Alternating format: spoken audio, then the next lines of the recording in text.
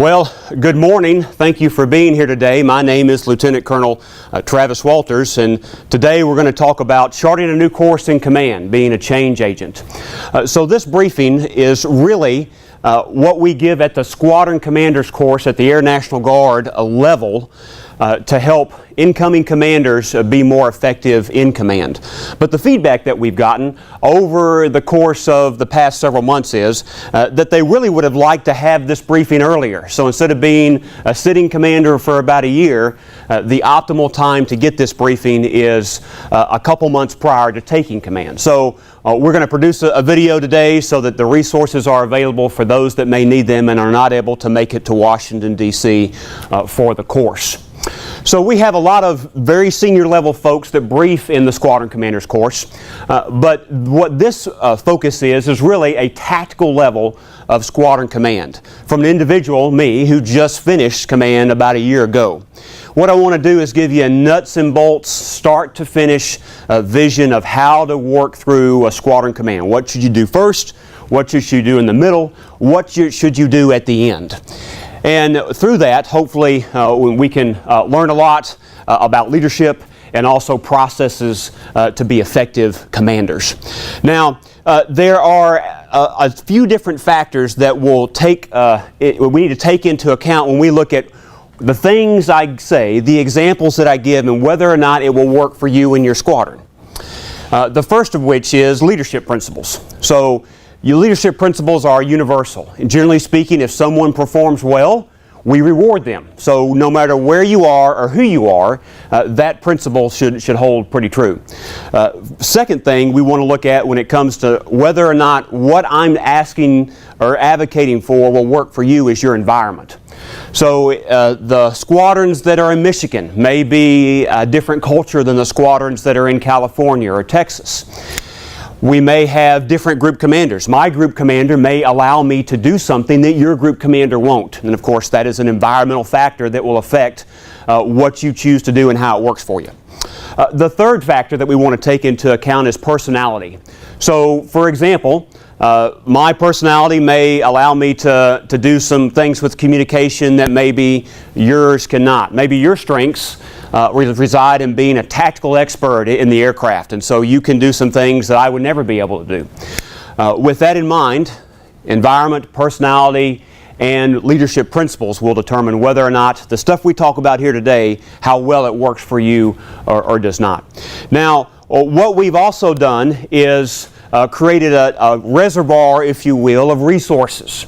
So what I did is I went through and said, all right, if I were taking over command in a month or two, what did I wish someone would give me that I didn't have? And so as a result of that, this briefing, as well as some uploads that'll be helpful for you, we have put on tmd.texas.gov. That's Texas Military Department, tmd.texas.gov. Look on the top right, you'll find the resources button. Click on the resources button. You go down to TMD training under the resources tab, and you'll find the change agent briefing, as well as about 30 uploads of PowerPoint briefings, handouts, articles, and things that'll be helpful. And I'll reference some of those through the brief. Now, we'll also have these slides that will be available to you on the public domain as well, along with this video. So those slides have extensive notes in the notes pages that you can reference if you need to go back through the materials further. Now, one of the resources that we posted online for you is a new commander's checklist.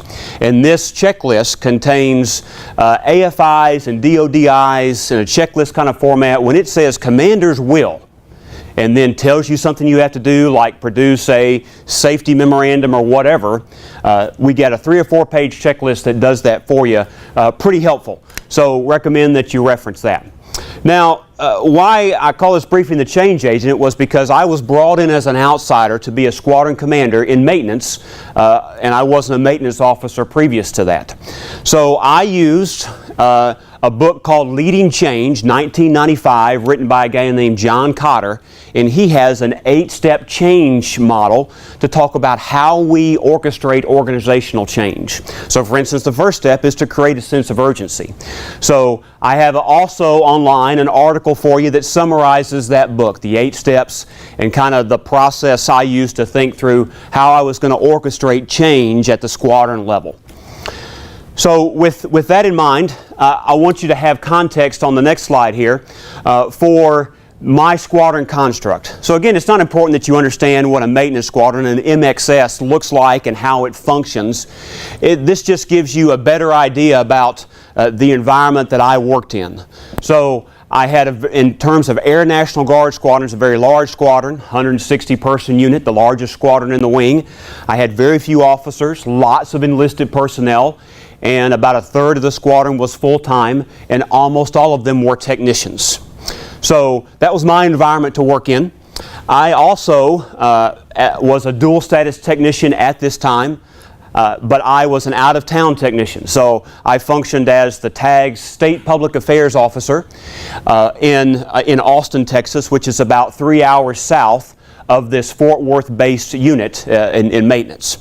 So for all practical purposes, I was an out-of-town traditional squadron commander. Now, your squadron may be different. You may have an officer-heavy unit. You may have 40 people instead of 160.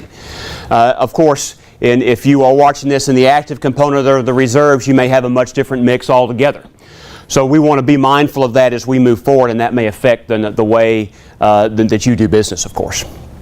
As you can see with the red line, the folks above the red line were my direct reports. The E8s that are below the line reported to the E9 chiefs, who were the superintendents of the squadron there, and so they functioned as section chiefs at the E8 level.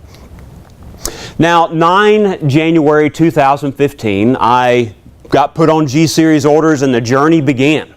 So what's the first thing you want to do when you are named commander?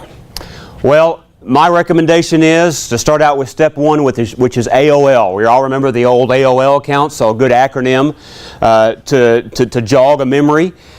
Ask, observe, and listen. So who do you need to take out to lunch the first day you are named commander? Maybe your direct reports, maybe your fellow squadron commanders, maybe your boss to get some more direction. And then you also want to figure out what you can do to walk around and just observe to see how things are going.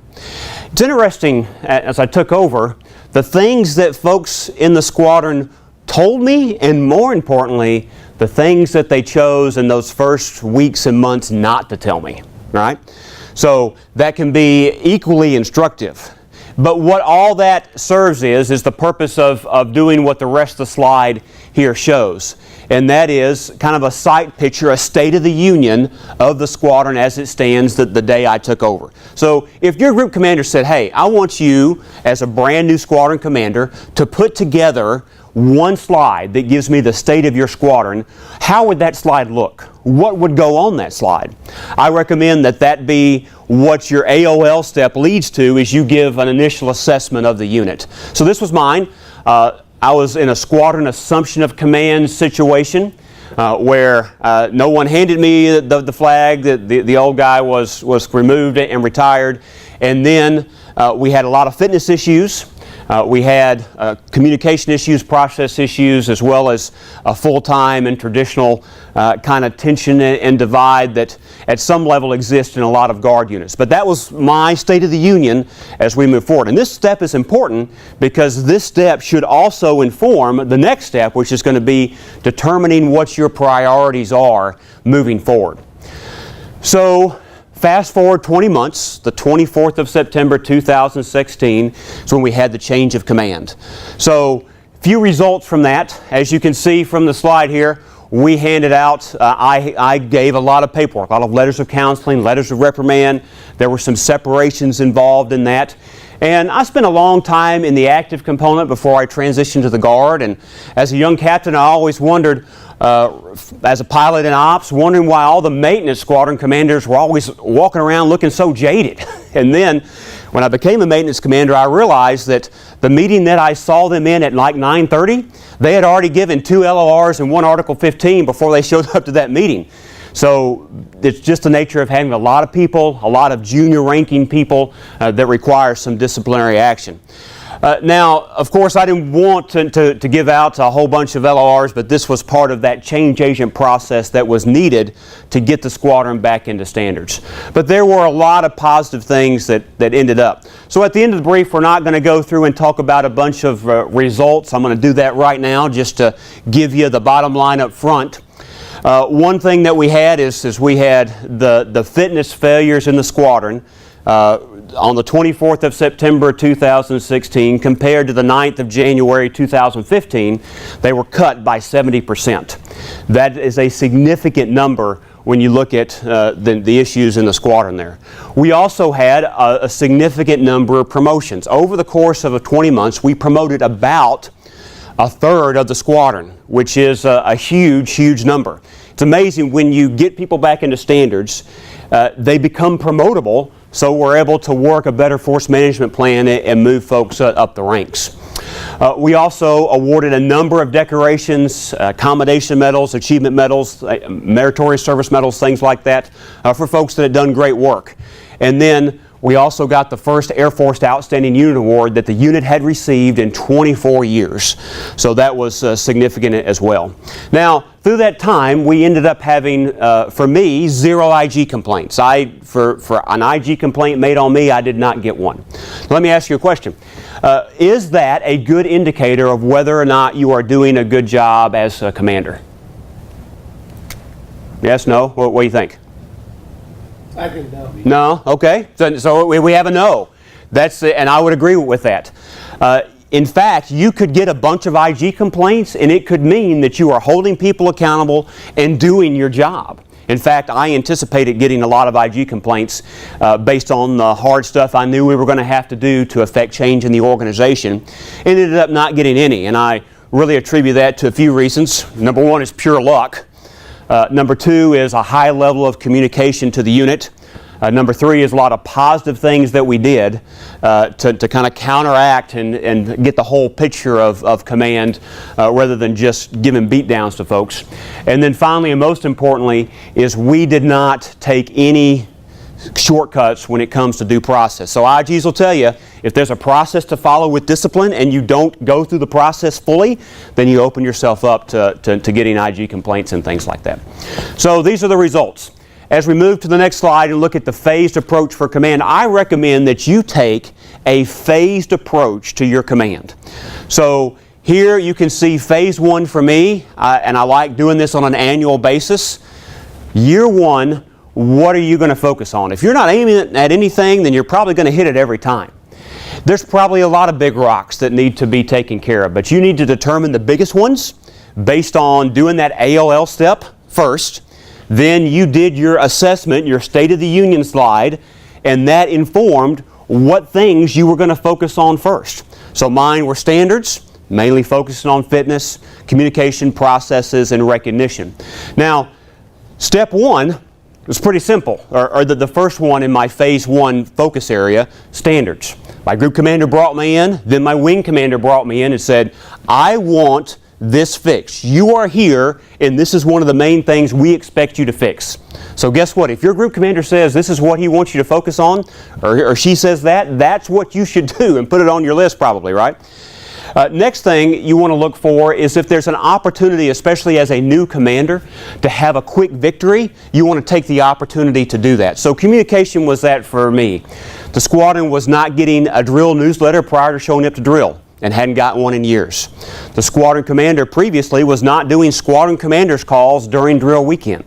So those two communication mediums, which are the primary mediums that commanders in the Guard communicate to their folks by, was not happening. So it was very easy within a few months to just fix that, declare a quick victory, and folks were happy with that.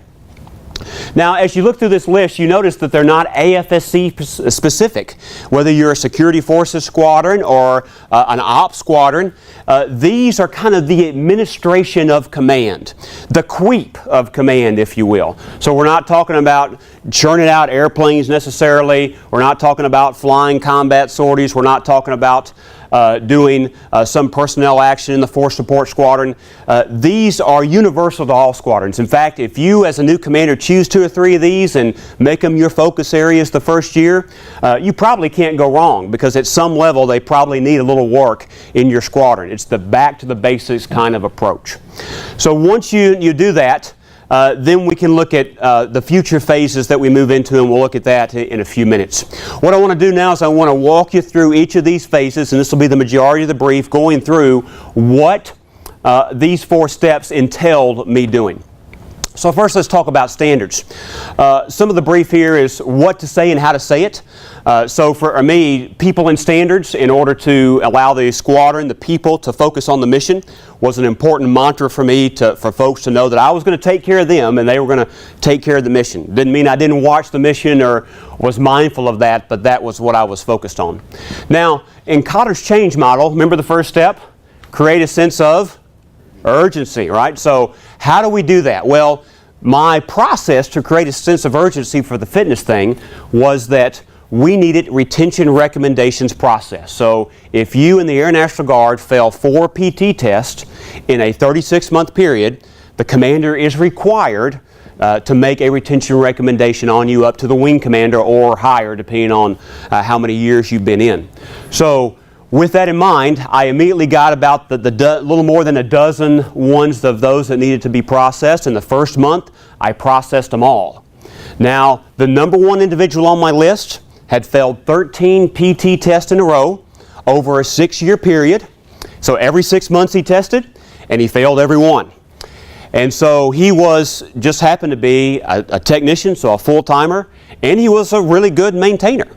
So he was in some ways the ideal candidate, although I certainly did not want to remove anyone from the unit. I just wanted everybody to be in standards, but he helped me facilitate the change. So he got a non-retained recommendation immediately up to the wing commander. And then everybody else got a retained recommendation pending the next fitness test that they had to pass. So what do you think that did in the squadron? Darth Vader had shown up, right? And I had taken a good maintainer who was a full-time guy who had been in the unit for a while, doing a good job, and now I'm trying to force him out. So we created an opportunity over the course of months. He wasn't going to leave the next day, to where he could have certainly cleaned it up and worked hard and gotten a passing fitness test, and ultimately he didn't choose to do that. But doing that created a sense of urgency in the squadron in a huge way, because everybody said, "Oh, he's not kidding. People are going to be kicked out if they don't do this, even if they're full-timers, even if they're decent at their primary job, because that's the standard." And so, in essence, we were able to get the rest of the squadron very focused on getting back into standards pretty quickly. Now, the next thing that you can do is bring whatever the problem area is up to your level. So this is a common bureaucracy technique. How many things are a commander's program in the squadron? All of them are, right? That's what we always hear. All of them are commander's programs. But in essence, you don't manage all of them as a commander. Different people are managing them. For me, I took not only the ownership, but the management and brought it up to my level. So every month, I was studying the spreadsheet, down in the weeds with the details to make sure that everything was done correctly. And then we set out some standards and parameters. If you fail 1 fitness test in a 36-month period, this will happen, and so on, so people kind of know the progressive discipline that was going to occur. But bringing things up to your level and personally managing them is a technique even used at the general officer level at the Pentagon. When things get bad, the Chief of Staff of the Air Force takes more ownership in that directly, more management of it. Now, one other thing that I did after the first 3 or 4 months, I got tired of men and women walking into me and just saying, "Hey, losing this weight, this is just too hard." And so for me, as you can see, for me, I'm kind of a thin guy, so having a lot of weight is not an issue that I've had with my metabolism and all that sort of thing and build. But I said, I gotta just try to lose weight and see what happens. So I set myself on a diet 1,800 calories a day for a month in physical fitness regimen, and then ended up losing 12 pounds in 1 month. So then I got to go back into the squadron, to the fitness improvement program group, and say, all right, I lost 12 pounds this month. I did it safely. This is how I did it. So I was talking to my TAGS chief of staff, that's my full-time boss down here in Austin. And I was telling him about the weight loss thing, and he said, man, I bet they just love you. I said, well, no, at this point they do not. But that is also not the objective at this point in time. So the next thing that we did is really closely monitor fitness profiles, and as a guy who's had 3 back surgeries and has some medical issues going on myself as a disqualified pilot, medically disqualified pilot, we monitor fitness but just try to make sure everybody tested on time. So online you'll find an example order to provide medical documentation, an example LOR, an example LOC if you need those. Now I encourage anytime you're going to serve people paperwork that you reference and take a visit to your JAG to make sure you're doing that correctly. But that's how this goes. So my point here is not to tell you how to fix a fitness problem. What I'm trying to do is give you my own personal situation so that you can understand a process to create change and to command effectively. So if fitness isn't your thing, insert tech or order data and adherence to that. Maybe that's your issue. Well, how do you create a sense of urgency? How do you maybe bring things up to your level or set the example in order to create that process of change and effectively lead? That's what we're doing in this forum here. So let's talk next about the office arrangement when it comes to how you should work. So for all of us, your stage as commanders is your office. It is your stage in which you perform time and time again. So the office arrangement is extremely important. So for me, I had a kind of a not an ideal office set up, and I know many of you do not have an ideal office set up either because of the space constraints that you have. So what I had to do is to take some bulky furniture, move it around a little bit in order to slip in a small round table in the corner. And as you can see from the chart, I sat in the CC chair there every time I had a positive or a neutral engagement. So if somebody wanted to see me, or if I invited someone in that we weren't giving them adverse action paperwork, I would get up from my desk, walk around and sit down and have the appointment with them and talk to them. For the traditional guardsman that has 10 minutes in your office, that may be their most important engagement for the entire drill weekend, maybe the entire month. So we want to make sure that we show our people the appropriate customs and courtesies. Now for your direct reports, your chiefs, your OIC, your first sergeants that are walking in and out all the time, of course, I would sit at my desk and talk to them because we interacted continually and I'd never get any work done if I walked around every time. But if we were having an extended meeting, I would certainly do that. I had the members sit on the other side of the round table with me, the person who I was primarily talking to, and then as you can see from the diagram there, I'd have a supervisor sit, and then on the side, if the OIC, first sergeant, or superintendent needed to be in the room, that they could have seats there as well. So now let's talk about if perhaps you have a negative action. So for a negative action, what I would do would be stand or sit behind the desk, have the member report in. They would come in, stand at attention at the desk, and I would read them the letter of reprimand or whatever the issue was. Now I would also have the first sergeant stand on one side and some senior NCO leader in the guy or gal's chain of command stand on the other side. Why on earth would I do that?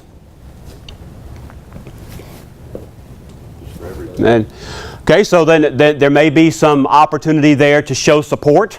I found that even for E9s that had been in for 30 years, when it came to discipline and what a junior enlisted member was going to get, they saw that as my responsibility and mine alone. So you have senior NCOs standing there supporting their enlisted member as they're going through something difficult. So that's very important.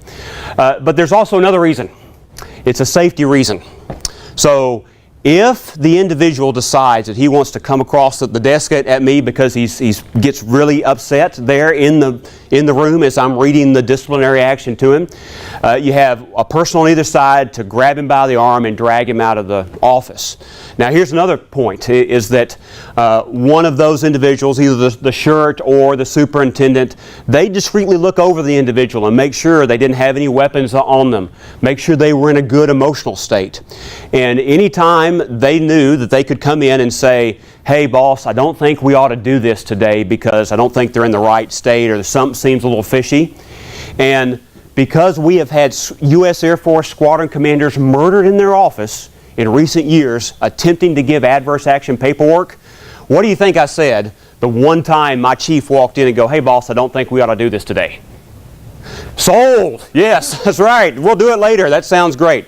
And that is helpful. Well, after the adverse action is given and I read it, then if I need to talk to the individual a little bit, perhaps I'd have them sit down and I'd sit down and I'd have a conversation very briefly, but I tried not to do much of that because the point is just to serve the action. And then I'd finish up by talking about what the process was that happened here, what opportunities they have to do a rebuttal, and then the first sergeant would take them out of the room and he'd go over everything that needed to happen after that. So one other thing, whether it's positive or negative, that you can do to help yourself out is I kept a little black book. And so every time I'd have an engagement, especially as an out-of-town commander, that before I took command, I didn't know anybody in the squadron, I would take notes on what people told me. So if they were pregnant and they were going to have a child on this date, after I met with them, I'd scribble down that note. Maybe they were engaged or getting married, so I could keep track of all that. Another way to do that is to send out a questionnaire to your squadron. Hey, what previous assignments have you had? Tell me about your family. Tell me about your hobbies. And then you have that for every squadron member. You put it in a notebook, you keep it on your desk, and that can be an effective method of keeping track of people as well. So let's look at standards as well. One thing that I did to address the technician versus traditional division that perhaps existed a little bit was to foster an airman first mentality. So I'd say airman first, engine mechanic second. Airman first, technician second. So if we all have the commonality of being an airman first, then it put everybody on the same page no matter what status you were in as a technician, an AGR, or a traditional guardsman. Now I stole this from Major General Jake Palumbo, the 9th Air Force commander, who was my wing commander back at the days when I was at Sheppard Air Force Base going through pilot training. So my point here is that you should be stealing stuff from other people. A lot of the ideas I have in this brief are not my ideas. They're things I have stolen from great leaders I have had over the past 20 years, and you should do that as well. You should view it as all of us commanders, past and present, are in this together. And so if we can filter ideas to each other, then that's great. Another thing that I tried to emphasize when it came to standards is personal readiness and mission readiness. So personal readiness is for all of us guardsmen that show up one weekend a month to do all our stuff, the big question is, are you ready? Which means, are you on a list anywhere? Is your dental overdue? Is your ancillary training overdue? Do you need a shot from medical that you haven't gotten? So as a commander, I wanted people not to be on a list. So I said that over and over again. Are you ready? And then secondly, mission readiness is important as well. So in maintenance, are the Hercs ready is the big question. Are the jets green? Are they ready to launch right now, or are they down for maintenance? And if they're down for maintenance, then we aren't mission ready, right? So those were continual talking points. Now if you look at the next three bullets on the slide there, you can see some AFIs that are tremendously important for you as a commander. The first one is our basic AFI. AFI 1-1, it's the standards AFI. So if you have a standards issue in your unit to say, hey, everybody go read the AFI in the next commander's call, I'm going to call on people and ask you questions about what the standards AFI says. It is the very basic floorboard of what we do in the United States Air Force. Next, AFI 1-2, Commander's Responsibilities. For you, it's a 3 or 4 page AFI. It's the Chief of Staff of the Air Force telling you what he expects of you as a squadron commander. So one of my favorite phrases out of this is in paragraph 4.1.3 that says, commanders have a propensity for action. Commanders have a propensity for action. And you, when you get to be in command, you should look yourself in the mirror in the morning a couple times a week and go, I have a propensity for action. I need to be doing things. I need to be making things better. To keep yourself in that mentality to move forward. Now, finally, the little brown book that we all are aware of is the enlisted force structure that sets out expectations for what NCOs should be doing, what senior NCOs should be doing, and that's a great reference as well when you're trying to hold folks to standards, especially in the enlisted corps. So that's standards. Remember, we're going through this phased approach. Next, let's talk about communication.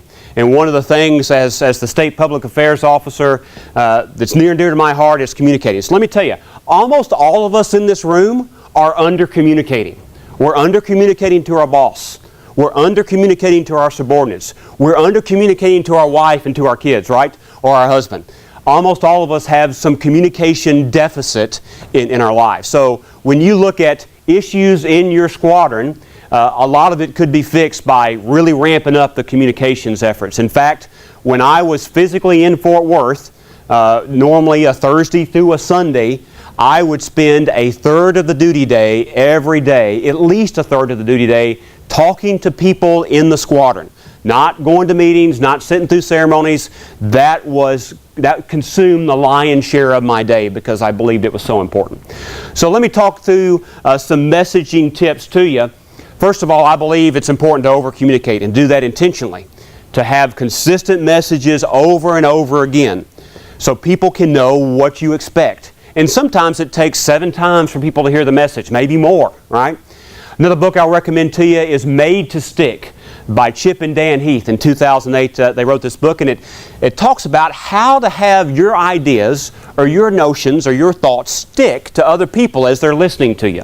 So they have this model called the success model, which I put a little handout on our online resources so you can take a look at it. But basically, to make an idea stick to somebody else, it needs to be simple, it needs to be unexpected, it needs to be credible, it needs to be concrete, it needs to be emotional, and you need to use stories. That's the success model, spells out success.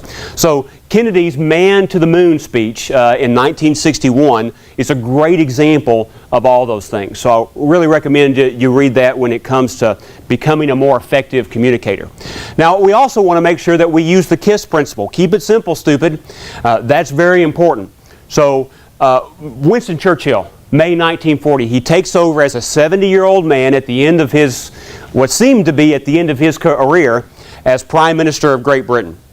And he was a man of enormous intellect.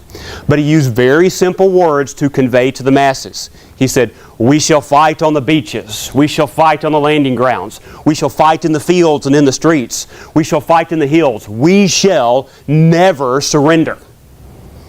Who on the island of Great Britain could not understand what he wanted, what he was trying to convey? We're not going to surrender. And in 1940, there were some questions about whether or not Great Britain should surrender in those early times in World War II there. So, very effective communicator. One other thing that I'll point out are tasking. So now, you as the squadron commander get to sit at the head of the table in the room. And so, oftentimes or sometimes this tends to be what happens. Someone will bring you a problem. They'll go, all right, here's this problem. I'm going to put this problem down right here. We have a food service problem here in the Force Support Squadron. And then they ask, well, now we've got to figure out what to do about it. And so you at the head of the table, perhaps trying to be helpful, will say something awesome like this. Well, we should probably look into that. Then there's silence around the room. And then the next guy goes to brief and we just move on. Now, was that helpful? Did the squadron commander help anybody at all? No. So every time you say something, you need to ask yourself, what should people in the room do with what I just said as the commander? And by the way, that kind of thing happens at all levels. When I was at the Pentagon, 3- and 4-star generals at the head of the table. Sometimes complex problems or whatever, but they'd say something like, we should look into it. And then after the meeting, all us majors and lieutenant colonels would run over and huddle at the side and go, what are we supposed to do with what he just said? And the other guys would go, I don't know. And then we'd go, well, hopefully we won't get swacked for doing nothing, and we'd just go back to our offices. So perhaps there is an occasional time where you as a commander can pull the pin on the grenade, toss it down the table and go, I'm not going to figure this out for you, y'all figure it out, and leave the room. But if you lead like that as a routine manner of doing business, you'll be very frustrating to people. So what you want to do is really hit 3 big points. Every time there's some kind of thing that needs to be solved, is what's the deliverable, who's doing it, and when's it due. So in this situation, a great example would be, all right, got food service issue. Master Sergeant Smith, Tech Sergeant Jones, Staff Sergeant Flores, I want the 3 of you to get together. You're the who, you're the action team, and you're going to put together 3 plausible courses of action that will be briefed next Tuesday at our staff meeting. So you bring us back the solutions and we'll all discuss it right now. So we have the deliverable, which is them bringing 3 COAs into the meeting. You have who's doing it, and then you have when's it due, which is next Tuesday. So if those things are clearly defined, you'll help out your people a lot. Now, I also believe in communication that helping people understand why is very important. And I try to take a lot of time to explain why we need things done, even if it's not a good reason. Maybe it's a political reason, and it's just kind of there. The governor wants this, the president wants this, we're kind of caught in the middle, so this is what we have to do.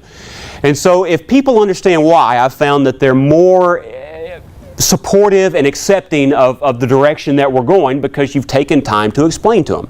So Simon Sinek wrote a great book called Start With Why in 2009. Great read. I would recommend that.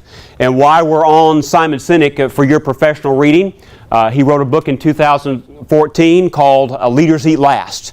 Another great book, has some concepts of you as the squadron commander, the leader, being the alpha in the big tribe. So the tribe could be a company, the tribe could be your squadron or the U.S. Air Force, and the minions in the tribe give the tribal leader, the alpha, a lot of perks. That you get the best, you get a nice car, you get a good seat at the table, but that does not come without a price. In theory, the way it should work is the tribal leader, the alpha, then provides care, protection, and safety for the people in the tribe, in the organization. So you as a squadron commander definitely want to do that. Now next, monthly drill flyers. I sent these out, or we had these sent out no later than Tuesday prior to drill. Now I have a few of those examples posted online. Of course, most people do drill flyers. Over half of our units around the Guard do this, and so to have a few different examples and see what works best for you might be great.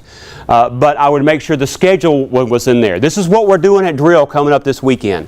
I would make sure the requirements were in there. What does everybody do for? So you know when you show up to drill, if you got to go get a shot or you got to do this ancillary training, you can be ready to do it because you know in advance. And then I would put in some squadron commander leadership kind of stuff. So that was a very important communication mechanism. So when people showed up Saturday morning, they didn't have to catch up. They could read it and know what was going on. Now, one other thing that I did, and this is posted online as well, is sent out an open letter, guidance to the Wing Command Chief for all my E8 and E9 selection boards for promotion or a job selection. So I advertised 6 or 7 E8 and E9 jobs during my 20-month tenure. So I wanted to have an open letter so board members, chiefs who would be boarding these positions would know what I as the commander expected because I wasn't in the room for them. And then secondly, that letter could be sent out to the entire squadron so everyone would know what I expected. So if they were applying for a job, they know this is what the boss is looking for and go from there. I would encourage you to use your bully pulpit well. This is a concept from the Theodore Roosevelt era, over a century ago. A bully pulpit is simply a platform from which to advocate an agenda. So for a squadron commander, that is when you stand up in front of your unit and speak when they're all assembled, that's one area.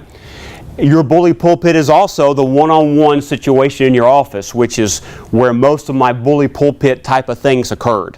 So, for example, I'd use that bully pulpit well, and that chair that I would sit in right above my cranium would be a picture of my family, a large canvas picture, so I could reference my 3 daughters, my wife, if the conversation turned personal, so I could tell them about my experiences, they're telling me about their family.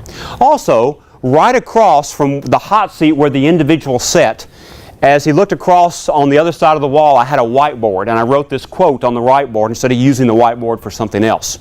It said, what you do out there matters much more than what you say in here. So after about 6 months, I just got tired of hearing folks tell me they were going to fix something or do something. They left my office and then nothing happened. So I wanted, while they were sitting or while I was shuffling around with paper and they were waiting, they could look across and see that clear message. What you do out there matters much more than what you say in here. Now, for commander's calls, I would first of all recommend when you take command that you start out with an initial expectations brief. This is who I am. This is what I expect. This is what you can expect of me. These are the things I won't tolerate. That's a great initial expectations brief. And when you do it, it should be as soon as you can right after the change of command occurs. Now, after that's done, you have new people coming into the squadron. So every quarter, I would assemble the newcomers that hadn't received the brief. It was about a 30-minute deal. I would sit down, meet all the newcomers, talk them through my expectations, and go from there. And I recommend you do that as well. Now, I also recommend that you take my brief online and then ask a few of your other squadron commander buddies, figure out what they're doing, and figure out what expectations brief format is going to work best for you. We had commander's calls every Saturday, 7:30 to 8 o'clock. They wouldn't go a minute longer than that, and they were packed with information. I put a lot of time and a lot of effort into making sure that 30 minutes was time well spent. In fact, I saw that as one of the most important things we would do on a recurring basis every drill. This is my opportunity to address the squadron, my opportunity the first thing Saturday morning to set the tone for what's going to happen Saturday and what's going to happen on Sunday during drill. So I used a PowerPoint slide with the same kind of format agenda every time. We'd start out with promotions up to the E7 level. And so we'll talk a little bit more about how I do promotions a little bit later. I'd hit a few priorities and commander's intent. I'd go over the weekend highlights. Now, I wouldn't talk about the entire schedule. I would talk about the 5 or 6 things that mattered most to me that I wanted to highlight so everybody would be very focused on them. And then we'd go through what's coming up, and I'd do a mentorship minute. Now, a lot of the information I would brief in the commander's call would be the same information that was in the drill flyer. Why on earth would I do that? Consistent communication. Consistent communication.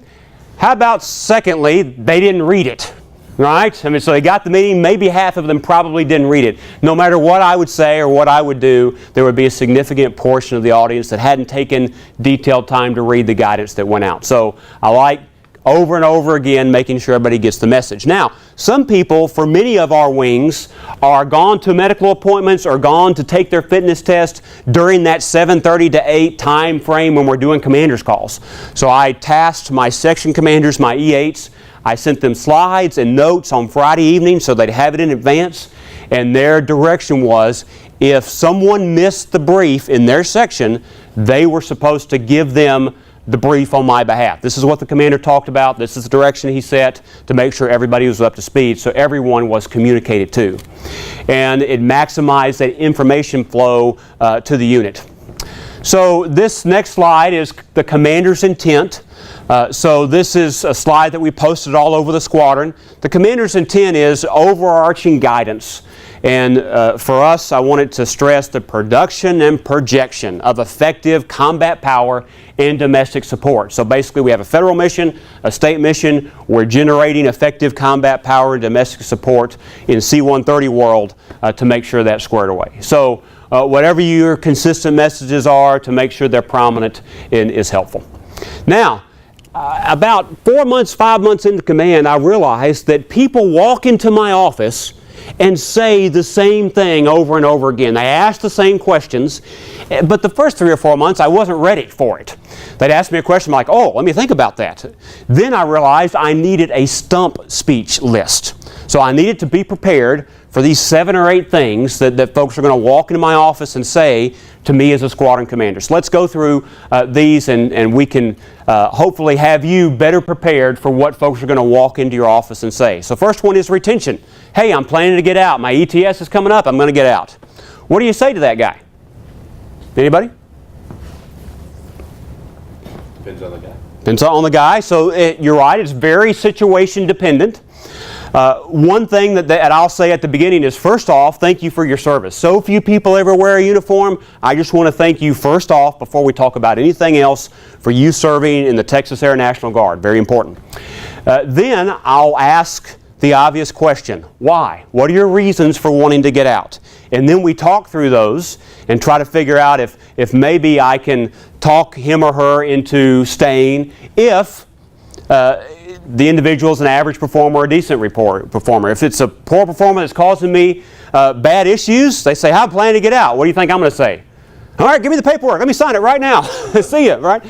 But for most people, squadron commanders should be retainers. If every airman is a recruiter, every squadron commander should be a retainer, because we want to keep retention. It costs a lot of money to train people, to find new people, all that sort of thing. So once I figure out why, then the last thing I'll tell them is that if you're still going to go ahead and proceed and get out, make sure you take the recruiter's phone number with you and email address. Make sure you take your supervisor's phone number and email address with you. Because if you look around in our ranks, there are many who were out of the military for 2 years, 3 years.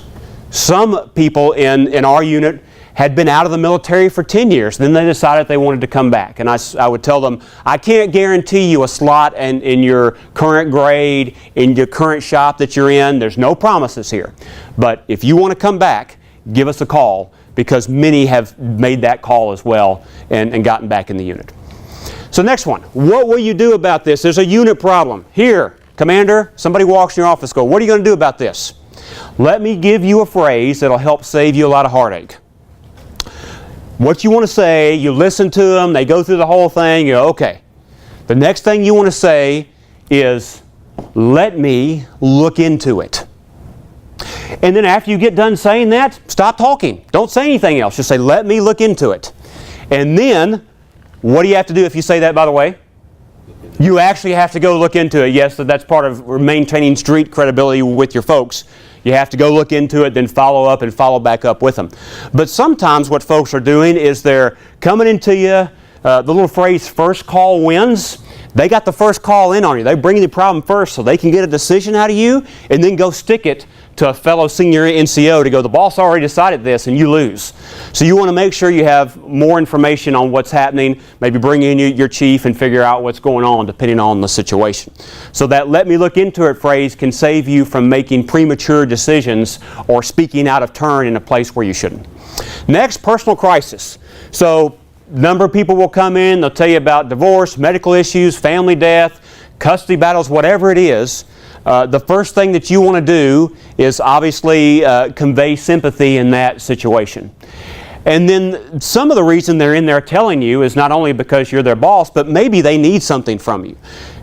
So if you sense that, maybe you could offer, hey, do you need a drill excusal? Do you need to go home right now? And by the way, when people are in grief and suffering, they oftentimes are not thinking very clearly when they otherwise would be. And same thing with me. Sometimes I'm not thinking very clearly when it's a significant emotional negative issue. So you want to be ready to maybe be directive and say, hey, it's time for you to go home. I need you to go home right now. We're not going to talk about this anymore. Just go home. Take care of your family. Take care of your sick child and just move on from there. So sometimes you may have to do that as commander, and you need to be ready thinking through when folks bring you bad stuff like that. Now next is good news. So someone hits you up with good news. Oftentimes, the good news isn't they come into your office, they sit down, and I got to tell you something. What I found is that happens with bad news. Sit down, talk about it. With good news, they will normally catch me at the most inopportune time. So I'm late to a meeting, I'm barreling down the hall trying to get somewhere. I got 1,000 different things on my mind, and then somebody will walk up to me and, hey sir, I just got engaged. And so one time I said, oh, that's great, and I kept walking. Is that the right answer? No, you can't do that, because for the next 5 years, I'm sure that dude will remember that Colonel Walters did not care about him getting married and all that sort of thing. So what we have to do as commanders is be able to stop and at the appropriate time when we need to make sure that we are communicating with folks with care and concern. Look at them in the eye, caring about what they care about, and sharing their joy. All right, well, the next thing we want to talk about is when folks sound the alarm with you. So one thing that I would recommend that I've only had to do once, but might be worthwhile to keep in mind, is if you sense that someone is going to walk in and tell you something like they were sexually assaulted or report something else to you similar to that, often I will look to use this line. I realize I want to hear whatever you have to tell me.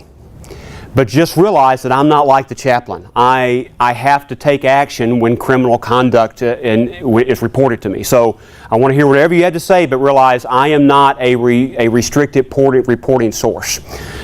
And so the other thing that I would mention when it comes to sounding the alarm is the suicide ideation. So, of course, if someone walks in and says they are thinking about killing themselves or having thoughts of harming themselves, you never want to leave them alone. Well, we know that, but you need to be prepared in case someone walks in your office and tells you any of that. More likely is this scenario, and this happened 2 or 3 times during my command. A senior NCO called me, and one time was in the middle of church, other time was I was TDY to Washington, D.C., and said, I have a member here, they just had a suicide ideation, and then they wanted to make sure they were doing everything correctly. So the next time you as a commander sit through that annual suicide awareness training, you need to think through that a little differently.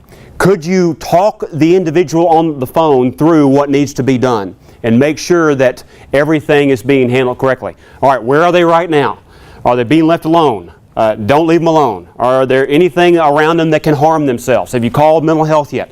All those sorts of things that need to happen so that we're ready to react accordingly, because you are the coach, the teacher, and the mentor, especially in situations like that. Now, when there's an organizational crisis, maybe an aircraft accident has occurred, or maybe there's some big DISCA response, you want to try to do what is particularly difficult for me, I'll admit, because I'm kind of an enthusiastic kind of guy, motivated, is have calm in the organization. So some of you who are calmer naturally, you may have an easier time doing that. But keep in mind that on big responses, like if you at your wing you have an aircraft mishap that occurs, a Class A mishap, that's going to be an entire wing response. So you want to figure out how to feed into that wing response accordingly and be part of the big cog that the wing commander will be working at that time. Now this next one, advice. What should I do next in my career? Or what advice career counseling do you have for me? That's a continual conversation. So, of course, you're going to share with them very specific things about their situation that you'll know, but let me give you 3 big messages that I always try to weave in to a career counseling type of question when someone asks me. The first thing I say is, bloom where you are planted, right? So, oftentimes, I get to look an individual in the eye and say, your key to success, the thing that is going to make you awesome, is doing the best job you can in the job you're in right now. Don't worry about the job 3 jobs from now. I need you to worry about this job right now, because that's what I've assigned you to do. And then good things will happen when you show great performance in the current job. The next thing I'll always tout is education. So that could be for officers, maybe a master's degree, PME for everybody, professional military education. Maybe it's CDCs or CCAF for our enlisted folks to make sure they're knocking out the professional education or the civilian education they need. And then finally, if it's a junior person, I'll normally talk about developing depth. I want you to be the best aircraft mechanic on the planet. I want you to be the best pilot in the world. That should be your goal. But when you become more senior, like the field grade officer and senior NCO level, then the talking points change a little bit. I then talk about breadth and not depth. You should be looking to broaden your perspective. Maybe you should go take an assignment on the wing staff for a few years. Maybe you should be the first sergeant to get that experience. So those are all things to say for advice. Then the last one is deployment. There's always people that are going to walk in on any deployment situation and say, I can't go. Of course, what should you ask them? Just like we asked on why you want to get out. Why would be the question. Why? And then try to talk them through that and figure that out. Now, if you don't have mobilization authority, you can do the duty honor country speech and see if you can talk them into going, because sometimes when a squadron commander asks an individual to do something, it is much different than a subordinate supervisor asking them to do something.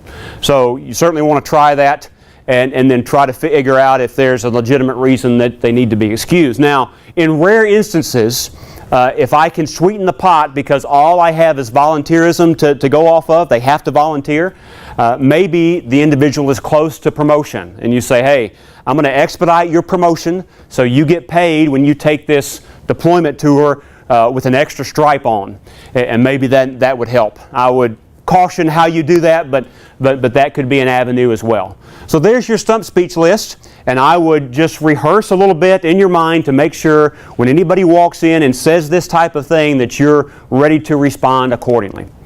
So now we've talked about standards, we've talked about communication, now let's move over to processes. So how many times have you found this situation to occur in your unit? You've said, somebody walks in your office and says, the Lance P. Sijon Award is due tomorrow. This E4 EPR we have to have written and submit tomorrow. And in your mind, what you're thinking is, didn't we know a year ago that was due? Well, that means you might have a process problem. You want to make sure that in your unit you do routine things routinely. When things creep up on us that are routine actions, that are recurring actions, and we don't react accordingly, then maybe we have some process issues. So first of all, let's talk about paperwork. Who should see packages before they get to your office? And sometimes some folks may be missed in the process.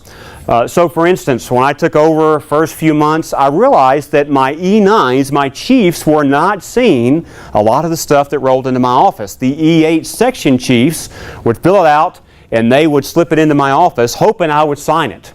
Now why on earth didn't they give it to the E9 chief? Because it would have never made it to my office had the E9 seen it first, right? So we want to make sure that everybody gets through the due process and nobody's skipped and things get seen. More importantly, what paperwork is leaving your squadron and bypassing you that someone may ask you about later. So if you have an admin person that's putting in reports and it goes straight up to the National Guard Bureau, up to the Pentagon, or maybe up to state headquarters, and a group commander or wing commander might roll in on what's in that report and ask you about it later, maybe you should see it before it goes. Now finally, how long should paperwork sit in your office before you take action on it? What's a good rule of thumb? 1 duty day, a week, 3 duty days? What do you think? 3. 3? You think 3 is good? So then this is dependent on, of course, your workload and how much paperwork you get. My rule, I wouldn't go any more than 3, maybe 2. My rule was 24 hours. For routine paperwork, I would make sure that within 24 hours, if there was a duty day involved, 1 duty day, that it would get turned back out and moved on.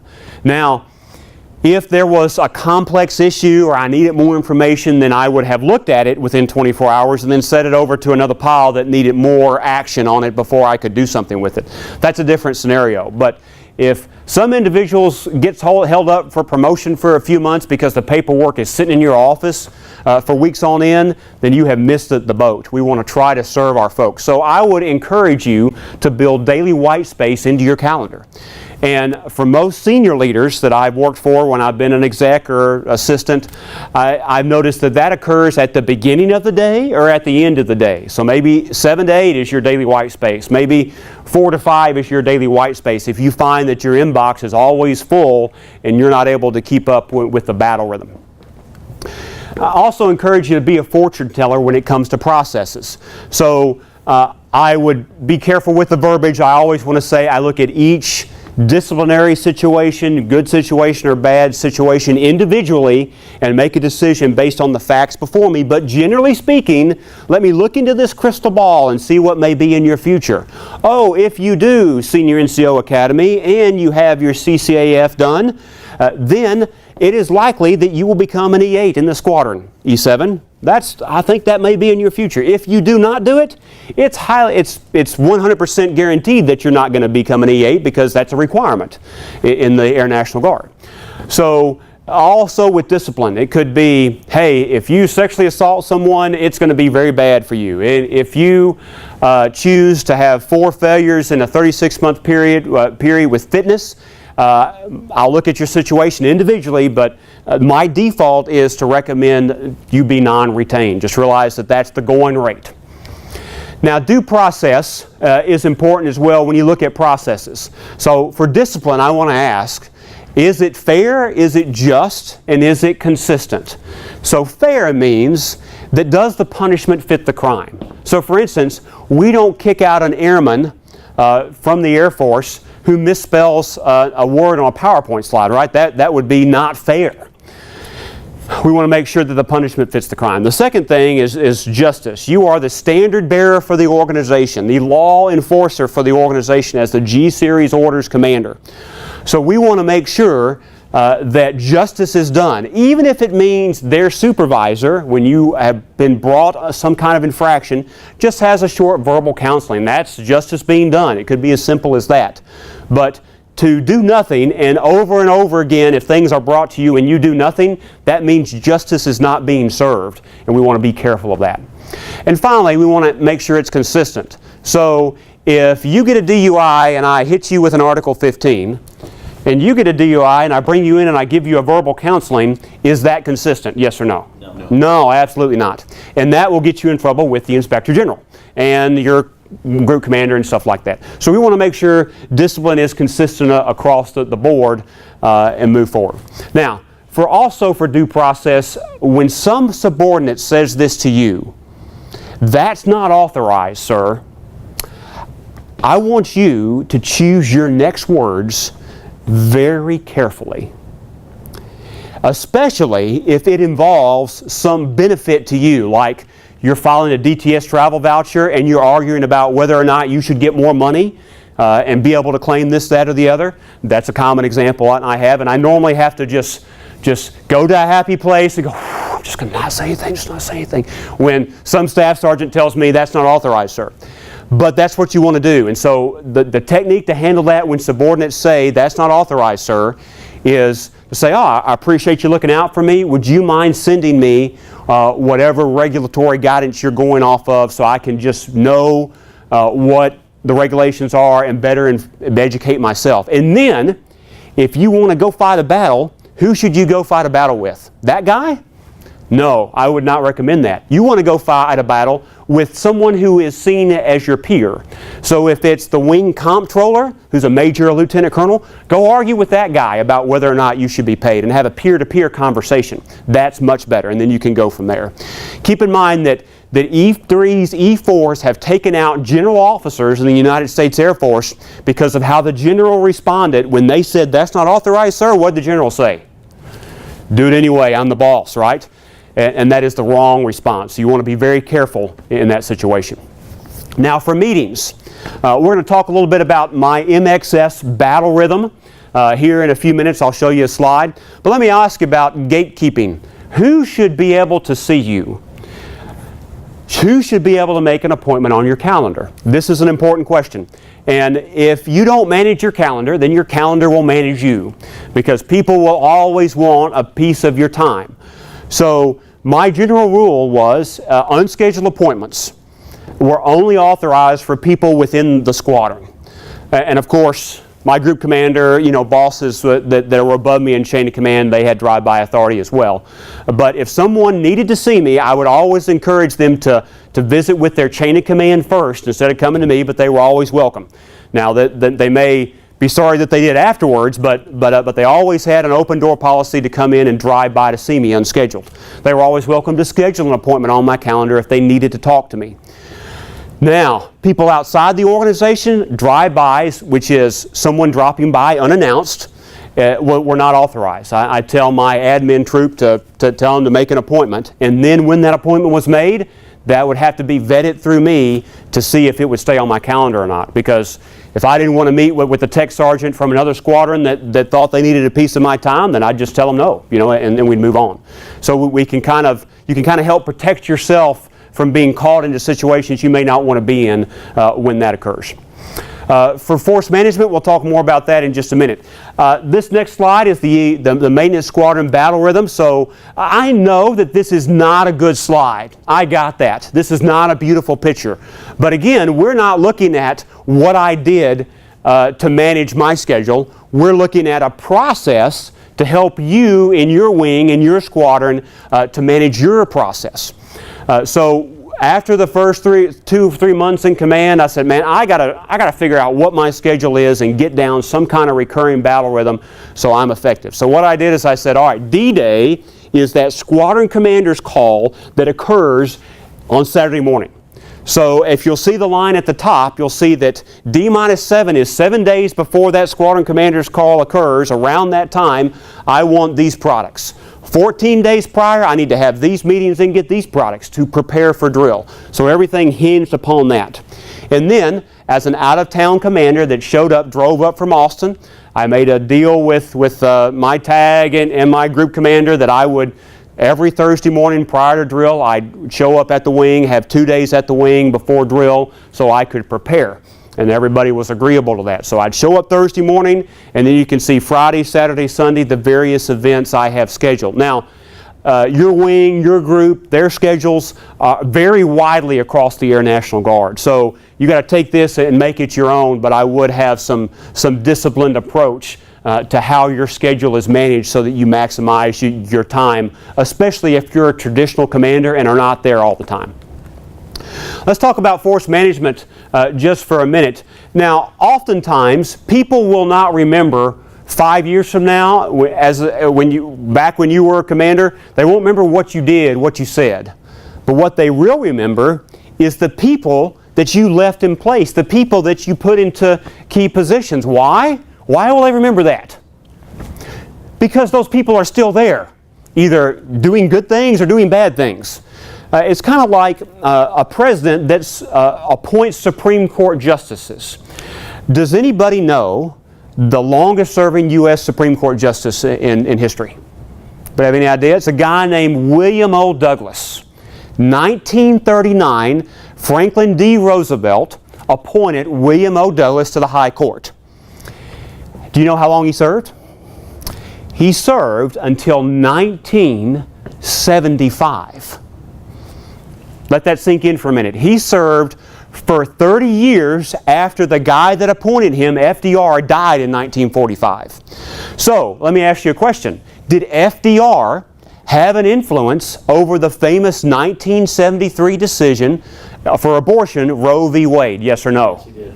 Yes, he did, because Douglas was a member of the court that made that decision. So the long arm of the grave, even though FDR had been dead for decades, he put an individual in place that had an impact on that court case. So that's how you want to think of force management. Force management is hugely important, and these are the three questions I want you to ask when you're doing force management. For individuals, are they on the right bus? Are they on the right seat, on the right bus, in the right seat, and is it the right time? So for some people, they're just not on the right bus. If you choose to smoke weed and continue to smoke weed, then you're not on the right bus. You just need to get off the bus.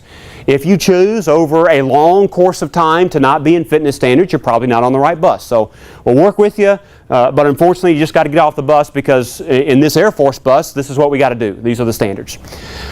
Now, oftentimes, and by the way, if you decide someone's not on the right bus, then go ahead and take aggressive action, legal, moral, and ethical, to get them off the bus. But perhaps an individual who's not performing very well may be on the right bus.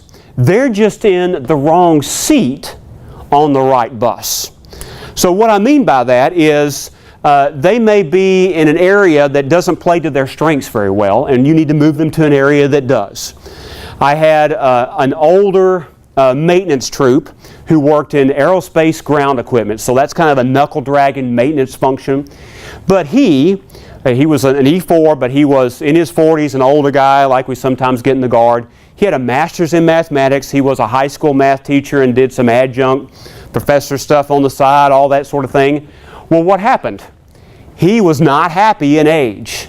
But where could he be happy? Maybe over in the maintenance analysis section in the maintenance operation flight? That was a much better fit. Then he could go crunch his numbers, do analysis, and do the things that were really his strengths. So that's what you want to look for. Now finally you want to ask, is it the right time? It could be the right bus, it could be the right seat, but maybe it's the wrong time.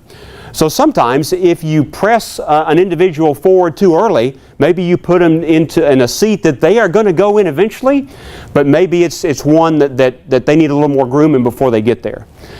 Maybe they're at the end of their career and you're going to hire them for this job, and then they're going to hit 60 years of age, and within a year you're going to have to rehire the whole job again. So maybe it's not worth going through all that pain and trouble just to have someone sit in a job for 9 months. So those are factors to consider. Now, when it comes to force management, a big tool the commander has on our re-enlistments for the enlisted force. So I'm a fan of limiting the time span on re-enlistments. My default for re-enlistments is 3 years. So you can sign a 6-year re-enlistment for everybody that comes across your desk if you want. And the only time I chose to do that is when there was a bonus attached to the re-enlistment.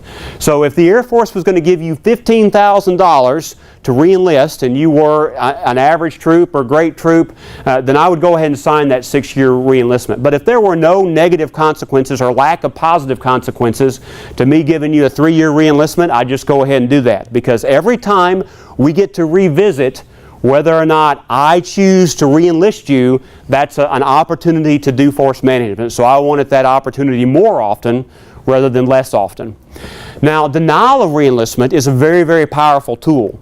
And so I used this tool a number of times. Some of the times it was for force management purposes, so that's an involuntary separation. That's me saying, I'm not denying your re-enlistment for cause, it's just involuntary separation and move forward. So that certainly can be used. Now, you can also use your state selective retention process, which works as well. You send the folks up, a board at the state level decides whether or not the individual stays or goes. And that is one of your only options for officers, but you can use that for enlisted as well. Now, let me run through the 3 different categories of people. There's the traditional guardsman, the DSG, the drill status guardsman. And what you want to ask yourself when it comes to force managing DSGs is this. When do they hit 20 years of satisfactory service? So that's what qualifies them for a National Guard retirement, a reserve component retirement, when they hit age 60. So that's an important question. The next question for AGRs is, when do they hit 20 years of total active federal service? So that's when have they been in full military status they have the full points to go ahead and retire and get an immediate active duty kind of retirement. That's what you want to know when you manage them.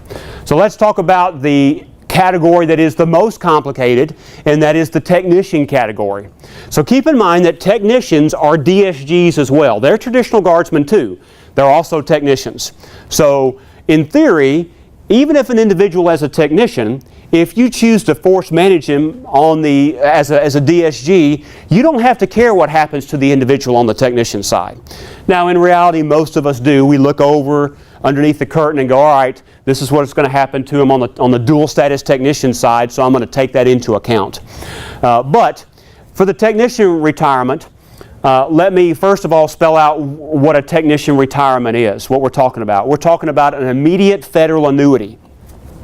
So the technician system, the federal civil servant system, offers matching up to 5% in most cases for your thrift savings plan. So that's one leg of the retirement that an individual should get. Strongly recommend folks contribute to that up to the matching point. And then secondly, you have the retirement that you're accruing to get an immediate federal annuity. So there's lots of different ways to get it, but let me tell you the 2 main ways just to make it simple. If you get a technician retirement, it's either because you chose to leave and retire because you had the parameters to meet that, or the company chose to make you leave. So when it comes to that, immediate federal annuity, though, let me back up and talk briefly about how that's calculated. So some people are still under the CRCS system, which is an old system. Most of us are not under that anymore, so I'm not going to spend a lot of time talking about that one. Most of us now, as dual status technicians, are under the FERS system, the Federal Employee Retirement System. So here's how it's calculated. You take your high 3 years of earning as a technician. So if you're a GS-13 and you've been in for a long time and you're at the higher steps, maybe that averages out to $100,000 a year. Then you take the number of years of credible service you have. So you take your no-kidding technician years of service. Maybe you bought back 10 years of military time because you were on active duty before that.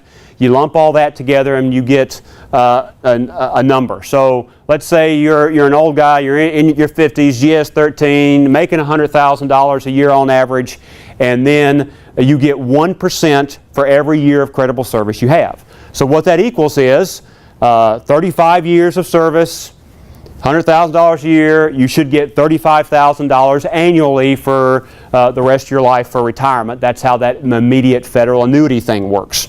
And so if you take your choice and leave your minimum retirement age, if you were born after 1970, is age 57. If you were born before 1970, it's somewhere between 55 and 57 years old. So with that in mind, with 30 years of credible service, you can walk out the door. Now, for high year tenure, for most everybody in the National Guard is going to be 60. For all enlisted, that's your high year tenure. So you can't really have people go past 60. In rare instances, you can go up to 62, but those are rare. So in that in mind, at age 57, folks can walk out the door if they have 30 years of credible service. They walk out the door. Of course, they're forced to as a dual status technician, in most cases at 60. Now let's talk about the company's choice to get that immediate federal annuity. I can use the any age and 25-year rule, or I can use the 50 years old and 20-year rule. So what that means is if I have 25 years of credible service at any age, and I am involuntarily separated, not for cause, but for force management purposes, then I can leave and get an immediate federal annuity, start collecting that check immediately. Then, if I hit the age 50 years old and I have 20 years of credible service and they move me out for that involuntarily, then I can collect that as well. So let me functionally talk about how that works given those numbers. What's the earliest age you could probably start accruing credible years of service? In most cases, it's probably going to be 18, right? 18 years old. So 18 plus our first criteria there is 25. How old will you be for that? Probably 43-ish, somewhere along in there. So in theory, you can start force managing people when they're age 43 as dual status technicians. Age 43 to 49, though, in most cases, we don't do much of force management unless there's maybe some issue. We just want to get rid of an individual or they want to go real bad, whatever. But the main age to manage technicians is age 50. Why? Two things happen. The years of credible service required drop to 20 years. And then secondly, you get some additional benefits when you turn age 50. So Social Security kicker, some additional money that goes in through your 50s with that. So that's normally the time to really look at it. So what I look at is for an individual who's held the same rank for maybe 3 or more years, individual who's been in the same position for 3 or 4 years, maybe around 5 years, and they're over 50, they're in their early to mid 50s, that's a great individual. If the individual is not going to be competitive to hold the next rank or the next technician level, then let's go ahead and force management that guy, a guy or gal, if he's blocking someone who could have that slot. That's time to force manage. So if you take an E8 who is 34 years of military service, maybe 31 years of technician service, and he's 53 years old, and you know that E8 is never going to be an E9 in your squadron because it's just not going to happen, then that would be an opportune time to go ahead and force management the individual, give them a golden parachute to go out the door, and when they're in their early 50s, going to go do something else. So really the question is, as you look through this, who's going to be in your key positions over the next 5 years? And that's a question you as a commander should ask. So as you look at the chart here, this is a fake chart that I've put together. You can see these are the positions that were in my squadron. The top ones are in blue. They are dual status technician jobs. The one in orange is an AGR, and the one at the bottom is a DSG, a traditional guardsman. So you can look through the questions that I asked, the notes that I made, and how I thought through force management based on all the stuff we just talked about. So force management is very important. I encourage you to have a sheet like this. I also encourage for your entire squadron for you to have a sheet of who's completed PME, who has a master's degree, who's done the appropriate stuff for the next rank, who's had certain skill identifiers, who's a 7 level. So you have all that information readily available, and that is a tool a lot of times commanders use. This sheet, by the way, is something that I don't show to anyone outside my OIC, the squadron commander, and my group commander. So very close hold information here. All right, let's move on to the last thing, which is recognition. So we talked about standards, we talked about communication, we talked about processes. Now let's talk about recognition. So first of all, promotions and retirements are big deals. They honor the member, and you don't want to mess those up. Those are huge interactions that you want to make special. So what I noticed when I took over the squadron is that we would bring up an individual that was getting promoted, we bring him up, stand him in the middle, slap some stripes on him, and then move him on, and that was it. It was a pretty quick process. I felt like that to honor the member, we needed to take a little bit of extra time, that I needed to take some extra time to make sure he or she was honored appropriately. So what I would do for promotions and retirements, even though retirements was a little bit more in depth, I would have the individual send me a little paragraph or two of a bio. I wanted them to tell me about their interests, where they've been, their family, all that sort of thing. And after they sent that to me, I would bring them in and talk to them for about 15 minutes. I'd ask them some questions so I could stand up and spend a minute or two telling the squadron about Sergeant Smith or Chief so-and-so, whatever it was. Then I would stress to the individual that this is not a contract that they are entering in with me. This is a covenant. This is a commander to NCO, me looking you in the eye and saying, this is what I want you to do. So I developed these 3 questions here. I said, will you lead and take care of the airmen put under your care? And so during the ceremony, I would bring them up and ask them these questions, but I would also ask them in the room in my office previous to this so they could begin thinking about them. Will you uphold all Air Force standards and enforce them? Each day, will you leave this place better than you found it? And of course, I wanted them to say yes for each one, so that they could get the gravity of the moment of moving on to the next rank, and that more would be required of them and more would be expected of them. So after we would do that, then we would turn and we would read the promotion order, slap the stripes on them, and move on. But hopefully by taking a little more time at the beginning, it made the honoring part more prominent in the ceremony. Now, retirements are huge deals. You cannot mess up a retirement. You only get one shot at it. So here's the deal.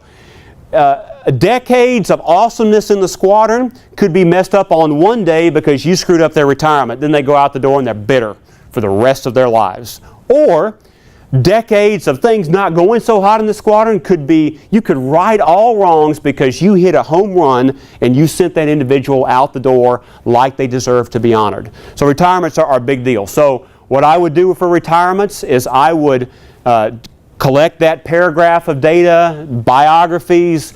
Then what I would do is collect any EPRs or OPRs, decorations they had. I tried to get the full sense of the individual's career, and oftentimes it was 25, 30, 35 years for individuals that I was doing retirements for in the Guard. So a lot of history that goes along with that. Well, then I would sit down with the individual and I'd spend an hour talking through them, going in detail, trying to get stories out of them from the human interest perspective, because I wanted to be able to stand up during the ceremony and from memory give a 5 to 10 minute speech about the individual, run through their entire career. And that seems like something that would be a little more difficult than perhaps it is. You know a lot of dates in your mind. When was Desert Shield and Desert Storm? Anybody remember? 1990, 91. How about when we invaded Iraq the second time? 2003. Okay, so you know these dates. When was Katrina? 2005. That's right. So all these things that occur as you run through the U.S. Air Force history, Air National Guard history, you can put the individual's career inserted into the historical timeline and go from there. And by the way, this methodology will help you if you don't know someone very well, because you sit down and you get to know them, and then one technique that I use, even if I know somebody, but especially if I didn't, I would do 2 extra things to beef up the retirement ceremony and to give it meaning, make it fun for the audience, and especially honor the civilian guests that were there, the members' family, and all that sort of thing. The first thing I would do is I look through telling their speech is I would try to add historical context. So if they were at Guam in the late 80s, I would say, all right, well, they were at Guam. What was happening during them? Well, we were still in the Cold War, and Guam was one of our closest bases to the Soviet Union. So they were flying B-52s and tankers, KC-135s out of there for the nuclear mission. So Airman Smith, that's now Chief Smith, when he was on the ground there and did a 2-year tour there, he was in the middle of the Cold War with planes on high alert, ready to conduct the nuclear mission. Is a big deal, right? So those little historical facts can make it interesting for the audience. And then secondly, I would always take the individual's year that they entered the service and make a big deal about it. So my favorite website to do a little research on a year is thepeoplehistory.com. So if you go to this website, you'll find all kinds of facts and figures about what happened in whatever year you're talking about. So if the individual entered the service in 1986, I'd start out and go, hey, well, Chief so-and-so entered the Air Force in 1986. Does anybody know what the price of gas was in 1986? About 87 cents. 87 cents, close, okay, good. Yeah, so about 89 cents a gallon. So high or low, you get the audience talking. And then if you go to a few other websites, you can find what was the top grossing movie in 1986 in the U.S. Anybody know? So Ghostbusters, may have some other guesses. No, the answer is Top Gun. So I would string the audience along a little bit and maybe say something funny like, hey, it's that movie where Tom Cruise plays that young cocky guy. Everybody's going, that doesn't narrow it down very much, right? So we want to try to make it fun and enjoyable for the audience to be there and have a good time. And then if there's the top song for the year, you can make this fun. 1986, what else was happening? Well, the Challenger shuttle explosion happened then. Chernobyl happened during that time. A few other things were going on. Maybe you can bring out, here's this Commodore 64 computer that everybody bought, and it was selling for about $100 in 1986, and they sold 30 million of them through the 80s, you know, or whatever fun facts that will just bring people back in the audience and make it fun. Of course, I always also want to integrate the civilian audience that are there. So if I said, hey, he was stationed at Lackland Air Force Base here, but the greatest thing that happened when he was stationed at Lackland was he met his wife, Susie, and they wrote back and forth while he was in basic training, and they did all this and that, and then they got married a few months after that. So those are the type of people you want to draw into the audience to make it fun. So that speech should make the retirement and the individual feel particularly honored because you, as the commander, have taken a lot of extra time to learn about them, learn about their family, learn about their lives, and make it meaningful for them. So for other things of recognition, congratulations phone calls are always a great thing to do. So when folks would pass a PT test and they were really struggling, man, I'd call them in the middle of the week and they're like, who's this? Oh, it's your commander. And they're like, oh, and so it would be a good and big thing for that to occur. Handwritten letters on stationery is awesome, and if you can't get your unit to foot the bill for stationery, I have an example online of stationery where I just put a patch on it and typed in some stuff in a PowerPoint. You have 2 of them on one PowerPoint slide and you cut it in half and there's your stationery to scribble some handwritten notes on. So every deployed member got a handwritten note from me. I use them for condolences if somebody's parent died or something like that. Makes for good use. Now, when there's an opportunity to have a lot of recognition for the squadron, one of the great things that came out of us kind of putting the squadron back online was we were able to launch all 8 C-130s all at once on a drill weekend before I left command. And that was a wing level effort, but that was done on the back of maintenance, and they did a great job, so we made a big deal about that. Word of encouragement or praise, especially when the individual has peers around, or most importantly family members around. So let me tell you, ladies and gentlemen, if you have an airman in your squadron whose mom or dad is standing right next to him, and you don't say something positive about that airman to their mom or dad, you have missed an opportunity. Especially for the dad, because let me tell you, for most dads of military kids, they know your rank. They know your position as a commander, and so words and praise from you is doubly, triply meaningful. And they'll go home, and I'm thinking about some positive experiences here. So they will go home, the parents, and they will be super proud of their kids, and it'll be a great thing. Now, awards are tremendously positive as well. Plan ahead, submit those, and then decorations. The active component does a great job of this. Every time there's a PCS, 3 years or so, they put in someone for a decoration and move on. We tend not to do very well at that in the National Guard. And I would encourage you and your squadron to run a roster. Who has not received an award, like an Air Force Achievement Medal, an Air Force Commendation Medal, or an MSM, depending on their level? Who's not received an award in the past 3 years? Well, let's decide if they have had service, even if they've just been an average person, and go ahead and put that in and get them submitted. Let me tell you, when you are around your members in your squadron in service dress, it's a great time to do a service dress check. So if there's a lieutenant colonel or a senior master sergeant, an E8 in your squadron who doesn't have an MSM, you need to correct that, because they should not have gotten to that rank without having that medal, and it's noticeable on their service dress. So let's correct those things as they need to be corrected. So that's phase one. Now let's transition to phase two, and this will go a lot quicker. Phase one was the big muscle movement to get things back on track. In phase two, and I encourage you to have start another phase every year. What are your priorities for this year? Do a little bit of reassessment and then decide where you need to go from here. So for those of you who are in command for 4, 5, 6 years, you may have 5 or 6 phases, not 3 like me.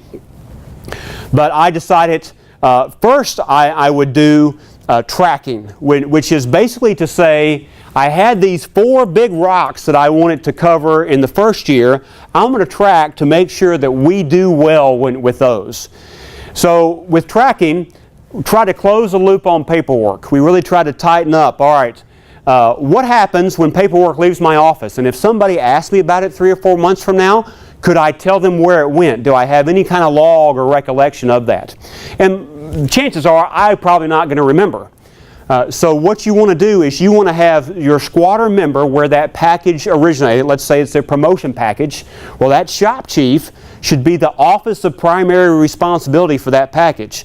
So if we need to figure out where he went, he needs to kind of follow that package through the entire process. And if it's late, if it hasn't been seen in a couple months, that individual should be bringing it up the chain and asking where those things are. But your CSS, your admin folks can do various things to make sure that they track the stuff that you sign and leaves your office. And so following through should also be about promises. So one thing that I did is my 2 best friends in the wing were the medical group officer in charge and the Force Support Squadron officer in charge. And what I did is every week I'd have one thing that I cared about most from each of those individuals. And I call them up and I go, this is the thing I need you to do for me this week. And normally I got pretty good results because I tried to limit the amount that I engaged those huge support elements that had to support everybody in the wing. And then street credibility gained in the squadron because they saw that when I made phone calls, things actually happened where they weren't getting traction. So those promises and following up and taking care of folks is important. Now, Performance 1 measures, we've talked about the dramatic decrease in fitness tests. We continue to monitor that. Squadron knowledge is important. And if I walked up to an E4 and asked him what I cared about, what would that individual say? What would the individual say in your squadron? Those are important things to know if your messages are getting out. Now, the grumble factor is certainly an important thing. So I think I may have mentioned before that I had a couple lieutenants that came in right when I started dropping retention recommendation packages and everything was nutty and going, "Sir, what are you doing?" And I had to say, "It's going to be okay. This will be painful, but you just have to hang with me for the ride. 7 or 8 months from now, it's going to go away. I promise. You just got to trust me." And so 9 months later, we went back to normal maintenance grumbling instead of accelerated maintenance grumbling because Walters was bringing down pain on the squadron. So that was an important factor when we saw a degree of normalcy return in the grumble factor. E.F. Hutton effect, have you seen that E.F. Hutton commercial from years ago? When E.F. Hutton talks, people listen. So the question is, when people talk, do you listen? When you stand up and say, "This is important and we need to get this done," does anything happen in your squadron? If the answer is no, then you need to look at your methodology to how you put teeth behind making things happen. And if you're going to stand up and say a bunch of stuff and nothing's going to happen, then you need to change the way that you do business to make stuff happen, however that is. Anecdotes. A few things that we had. We had at my two chiefs decided we're going to have squadron PT for each of their sections at 06:30 in the morning. So with that in mind, I said, okay, I'm not going to be there. Now, there would be a lot of great reasons for me to be there and participating with the troops, but Cotter's change model, step 2, says to build a strong coalition. So meaning that if we're going to create change, we have to have a coalition of leaders that believe in the direction that we're going. So I wanted the PT factor, the fitness improvement, to be seen as an initiative of the squadron leadership, not a Travis Walters initiative. So 2 chiefs out there by themselves leading something that I had not directed was an important optic for me.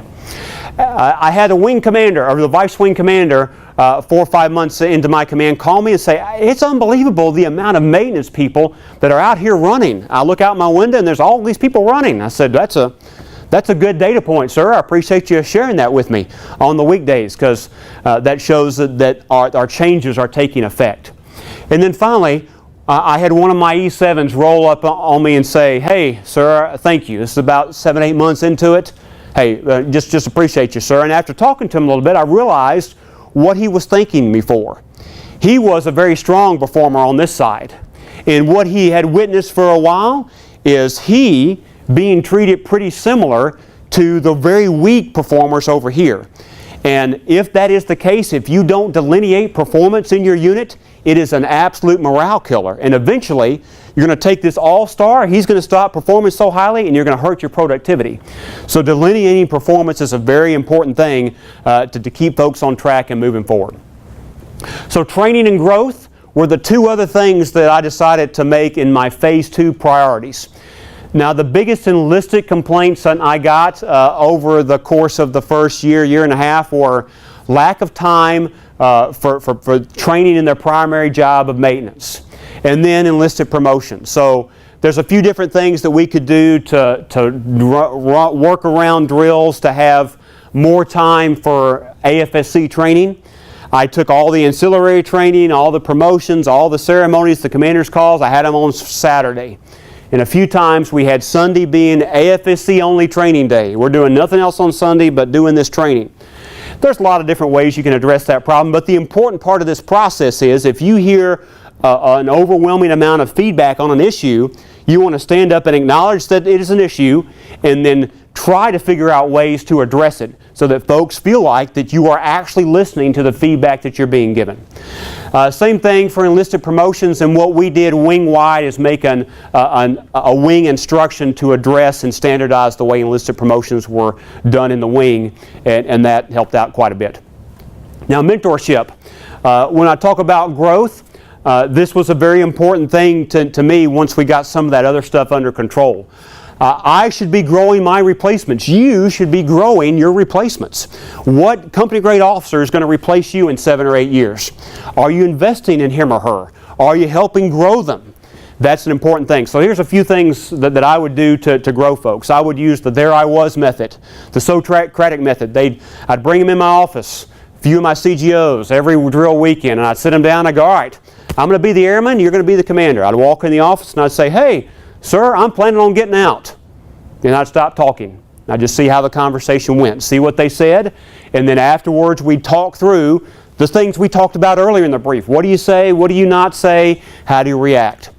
And keep in mind, a picture is worth 1,000 words. So for some of your CGOs, they have probably not seen anyone receive an Article 15 or a letter of reprimand in your office. Do not let that, when they become the squadron commander, be the first time they get to see it is when they have to do it.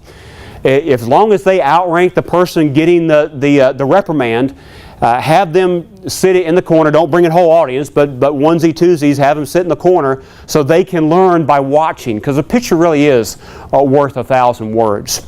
And then I focused hard on growing the supervisory skills. So at the NCO and senior NCO level, the technical expertise is what I expected the enlisted chain to handle mostly. But when it comes to leading and becoming supervisors, they are taking care of that as well. But I wanted to weigh into that too. And then addressing knowledge gaps was very important. So online, our resources at tmd.texas.gov, you can find various things, briefings that I use to address knowledge gaps. So I found I had a technician force that did not understand how the technician retirement system worked. That was a problem, so I felt like we needed to do a brief on that, and we did. Next is interviewing. We did an interviewing class, and there's a 2-page handout online that has a bunch of questions and answers in it that'll be helpful for you. And by the way, you can take any of my stuff. You can take that stuff as a commander, make it your own, brief your squadron, and make yourself out to be a hero there. Writing decorations, as we put in more and more awards, was a big deal. So we have a writing decorations brief online that you can use as well. So now, as we brief this at the Squadron Commanders course, a point of feedback that we received on this briefing was a desire to hear a little bit more about the decision-making process. How did I, as a squadron commander, make decisions? So let me talk just a little bit about that while we're talking about mentorship stuff. I believe that education and experience informs your decisions. So education is very important. And formal education certainly is, but informally, a couple things that I do to help enhance decision-making processes. One thing is I love biographies. Reading biographies of people who had to make a lot of tough decisions. Margaret Thatcher, Colin Powell, Alexander the Great, Napoleon, Ulysses Grant, the list goes on and on. Find the best single-volume biography you can of that person, people you admire, who had to make big decisions, and when you read the biography, read it from the lens of, let me see a decision they had to make, or here's these decisions they had to make, here's the choices they had, here's what a decision-making process they used, or here's how they thought through the problem, and here's what they did.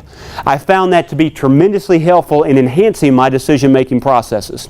Secondly, there's a lot of history books that can be tremendously helpful in this regard as well. Anybody ever read The Guns of August by Barbara Tuchman? 1962 Pulitzer Prize winning book about the start of World War I. So it has a lot of people in it, Russians, Germans, Brits, French, and the generals and the elected leaders, the decisions they made, why they made the decisions that they did. Tremendously insightful.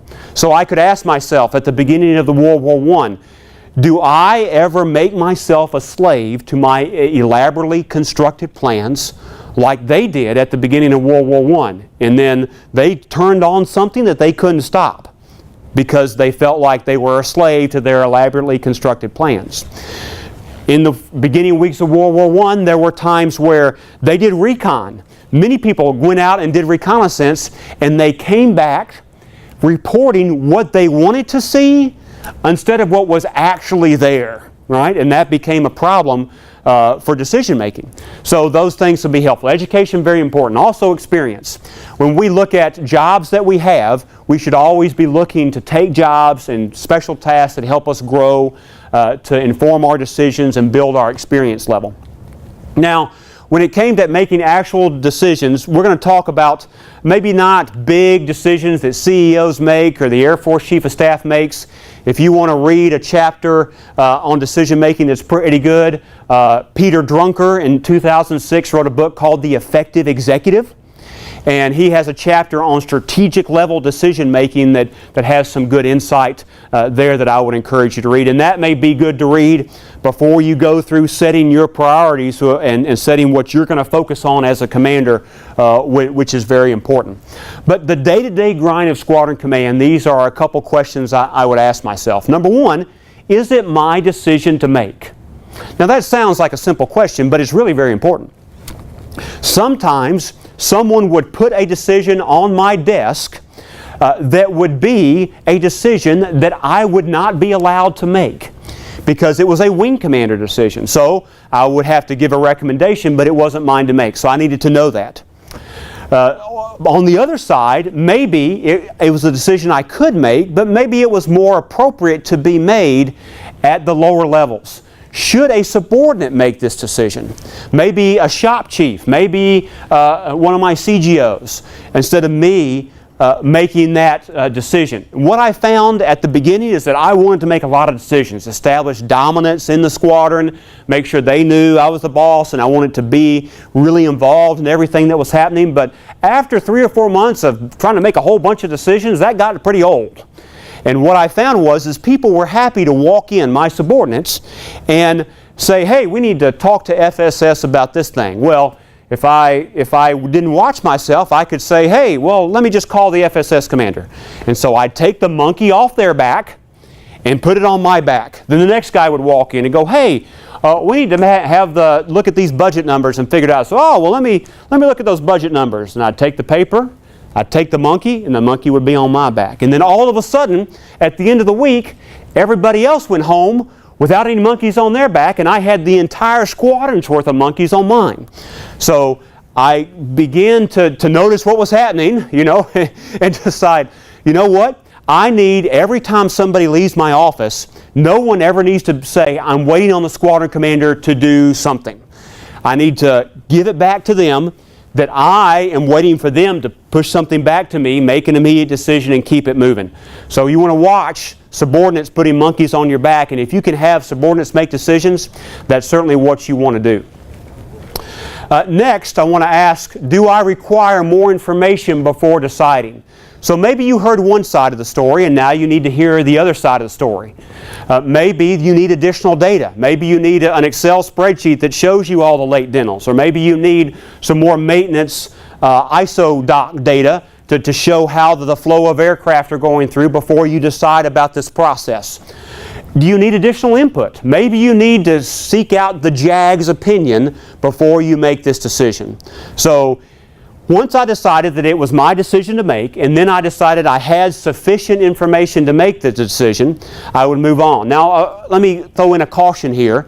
Sometimes what we don't want to do is have a lack of information be a cause for inaction. Sometimes we can wait on more information, other times we can't. But don't let lack of information, which most of the time, for many decisions we make, we don't have all the information we'd like to have. But don't let that keep you from moving forward and making decisions when they need to be made. With that in mind, if it was my decision and I had the info, then I'd ask, are these courses of action legal, moral, and ethical? And so legal is, am I going to break any laws or AFIs by making this decision, by taking this course of action? I'd want to know that. And almost every time I wouldn't go there if it was. Next, I want to ask, is it ethical? So ethics is really the organizational standards we live by. So for the Air Force, that's integrity first, excellence in all we do, and service before self. Those are our core values. For the Texas Military Department here, we have these core values behind us. We say duty, honor, Texas. These are our values, and we have some verbiage here in Texas that goes along with those. So am I violating an ethical standard by choosing one of these COAs? And then finally, moral is what's inside here. I, different than the organization, have my own standards that are acceptable or not.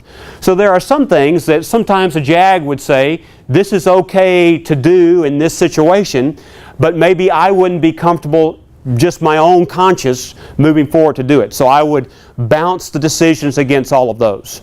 And then finally I would ask, for these squadron decisions we'd have to make if they involve people, Would a reasonable person want to be treated the same way that I'm about to treat this individual?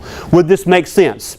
And so a reasonable person is not the person being punished, because of course they don't want to be punished. But an outside third party look in and go, is this a reasonable way to go?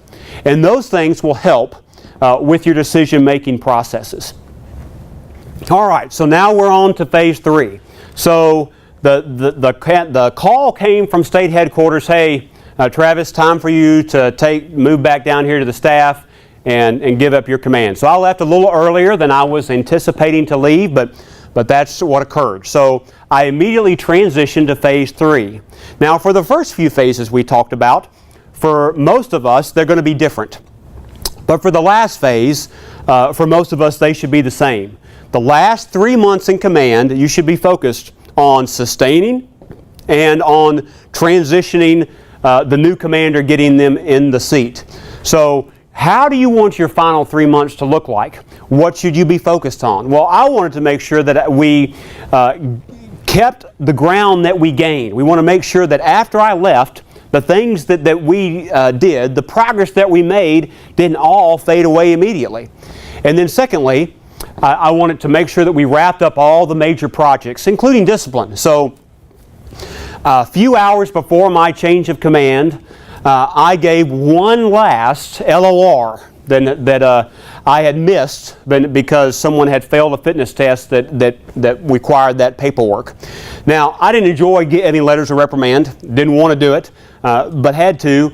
Certainly, I did not want to leave that for the new commander to do because that was my deal.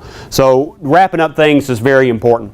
Now, when the new commander is named, online we have an example email that once the new commander is named, I send out to the entire squadron. So oftentimes the new commander will be named. Maybe you'll have a month, maybe you'll have 2 months. For me, it was about 25 days. So it was after the previous drill had occurred, the change of command was going to occur the next drill. So I sent out an email to explain this is what's going to happen moving forward here, and make sure that everybody understands that the day the flag is handed over, nothing changes in terms of policies, in terms of the way we do business, until the new commander specifically points that out. And that's an important point you want to make, because in the National Guard we don't change commanders as often as they do on the active component. So when the new commander's named, of course, you don't want to stop working, you want to finish strong, and then you want to make sure you have a robust handoff plan. So I would recommend going through your alpha roster, every name in your squadron, and sitting down face to face with a new incoming commander and talking through anything that comes to mind with every person in the squadron.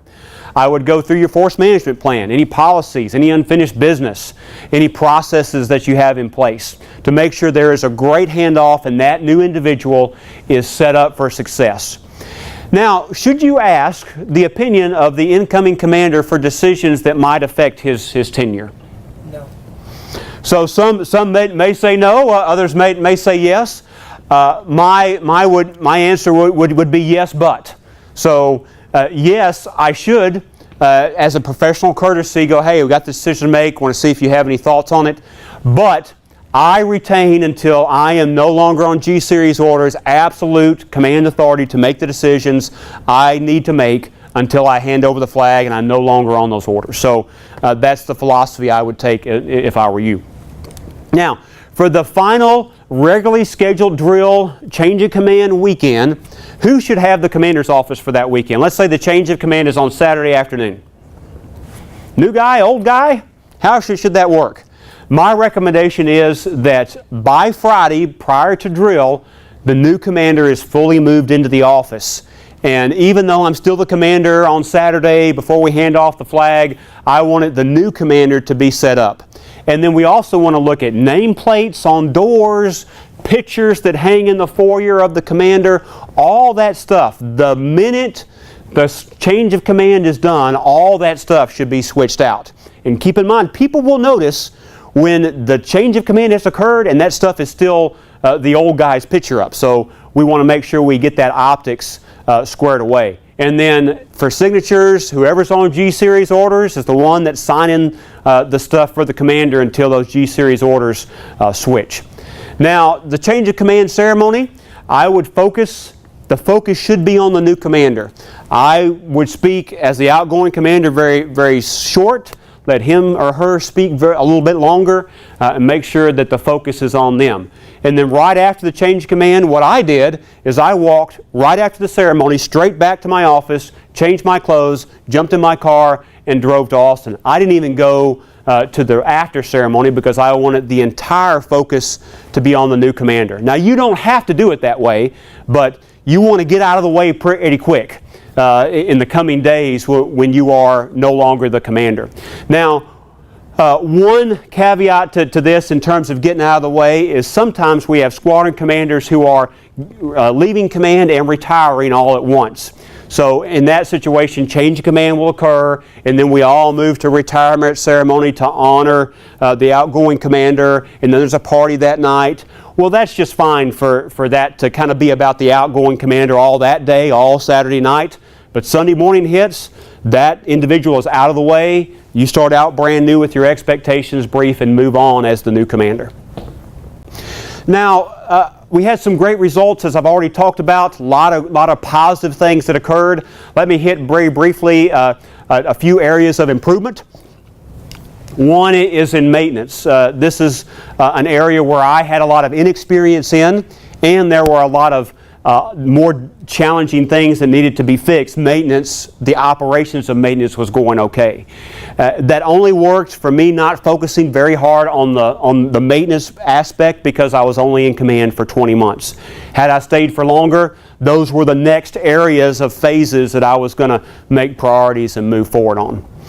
I had a commander-directed evaluation that I should have done or directed, but I didn't. Had someone that had a suicide ideation, and then multiple times when I got called about it, I was just in a bad place and couldn't talk, couldn't really think about it. But I didn't circle back around and really dig into that like I should have. And that's really the traditional out-of-town squadron commander disadvantage. We had to go see the wing commander, kind of explain what happened because we kind of messed up in sending someone for a mental health evaluation that was not directed by the commander because I hadn't done it. So when you have a suicide ideation, commander-directed mental health evaluation is just normally the way to go. 4-day pass rule. I had, after my attendant maintenance officer school, I did 30 AGR seasoning days, if you will, at the wing. So I was there kind of in effect as an AGR, and that was over the 4th of July holiday weekend. So I told my group commander, hey, I'm leaving on Thursday afternoon. I'm going to drive up Tuesday morning, and I'll be in Austin with my family. Well, I roll in Tuesday morning. He calls me and says, hey, did you know about this AGR policy that says you can't be gone for longer than more than 4 days? I said, no, sir, I'm sorry. I messed that up. I didn't realize that was the case.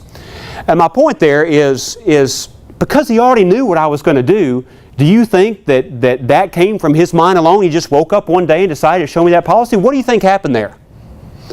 Somebody else rolled in and goes, sir, did you know one of your squadron commanders is not abiding by this policy? So just keep in mind that you are in a fishbowl. And there are things that you get called on. It wasn't a big deal. We just talked through it and I said, I apologize. I didn't realize that was the case. We moved on. But keep in mind that you're always in a fishbowl and perceptions matter. Now, my worst day, and most squadron commanders' worst day, involves death of some sort. Mine was no different. But my worst day actually occurred after I was done with command for a few months.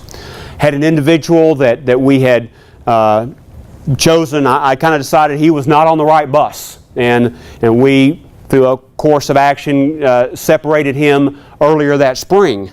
Well, then I get a phone call as a state public affairs officer early one morning that this individual who is now separated from the National Guard recently had been arrested for shooting 2 people in his neighborhood.